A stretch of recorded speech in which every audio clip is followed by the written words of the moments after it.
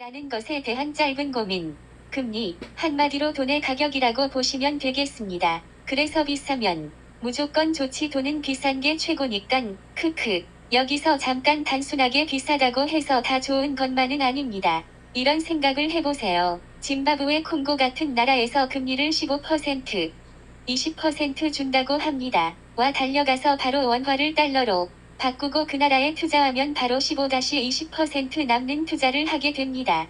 행복하고 돈 버는 방법이 참 쉽죠? 그런데 왜 안 하느냐? 그게 리스크가 있기 때문입니다. 즉, 위험입니다. 투자를 했는데 위험이 발생하게 되면 곤란하겠죠? 그래서 우리나라의 경우에도 외국에서는 항상 북한의 영향으로 인한 지정학적 리스크가 있다고 외국계 금융권에서는 항상 프리미엄을 깎고 있죠. 그래서 우리나라가 통일이 되기 전까지는 선진국 지수인 MSCI 지주에 포함이 안 되었던 것입니다. 금융은 민주적이고 금융 시스템이 잘 되어 있어야 돈의 흐름이 들어갈 때도 나올 때도 수월하겠죠. 이쯤에서 각설하고요. 오늘은 한국은행 금융통화위원회에서 금리를 올리는 날입니다. 이제는 금리 결정을 한다고 하지 않고 그냥 금리를 당연히 올리는 것을 염두에 두고 얼마를 올릴 것인가에 포커스 다 맞추어져 있는 듯 합니다. 참 격세지감입니다. 전에도 말씀드렸듯이 한국은행은 현재 딜레마에 빠져 있습니다. 우리나라 물가 상승률도 6%가 넘고 시중의 대출금리는 7%가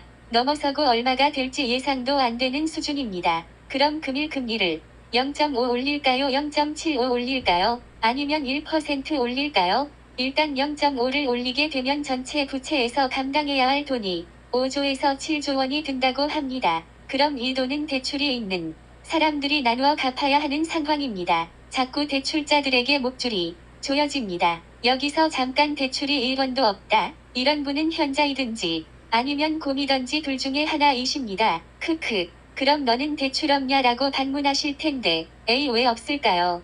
이번 달 카드 사용액이 전 대출이면 대출입니다. 다른 건 1원도 없음. 물결.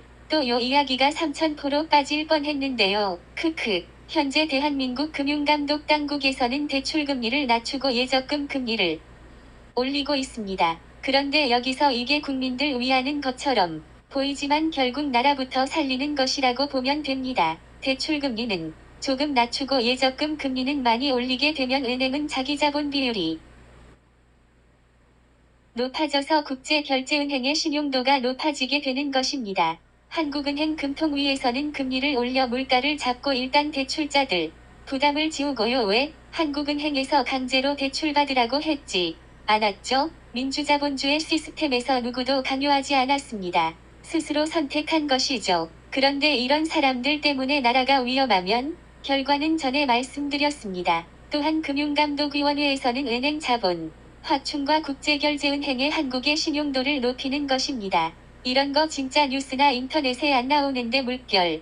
그럼 여기서 미국도 기준금리가 1.75 우리나라도 현재 1.75 그럼 우리나라는 어떤 선택을 해야 하는지 나옵니다. 전에 말씀드렸듯이 자본에는 국적이 없습니다. 금리 차이나 리스크 요인이 발생하면 투자 자본을 지키기 위해 선택을 할 겁니다. 지난 4월부터 우리나라 외화 자본이 빠르게 유출되고 있었는데 이제서야 뉴스가 나오고 있습니다. 미국도 7월에 금리를 올립니다. 0.75 이상으로요. 그럼 지금 한국은행서 0.5로 올린다는 기사를 믿어야 할까요? 최소한 0.75에서 100bp%는 올리지 않을까요? 아니면 별 수 없죠. 하여간 지금은 전 세계적인 버블이 있다고 볼 수 있습니다. 지금의 버블 기준은 나스닥이며 다우지수는 1929년 대공황 때, S&P는 리먼 브라더스 때, 나스닥은 지금이라고 보여집니다. 우리나라 주식은 말할 것도 없고요. 앞으로 우리나라에 닥쳐올 금융위기, 외환위기, 버블 붕괴 이 3가지가 동시에 터지지 않기를 바라야 하겠습니다. 오늘도 좋은 글로 마무리를 짓겠습니다. 에이브럼 링컨. 나무를 베는데 1시간이 주어진다면 나는 도끼를 가는 데에 45분을 쓰겠다. 저는 인생의 100년 삶이 주어진다면 75년은 가족과 내 지인들, 친구들과 함께하며 투자에는 25년만 쓰겠습니다. 오늘도 행복한 하루 되시기 바랍니다.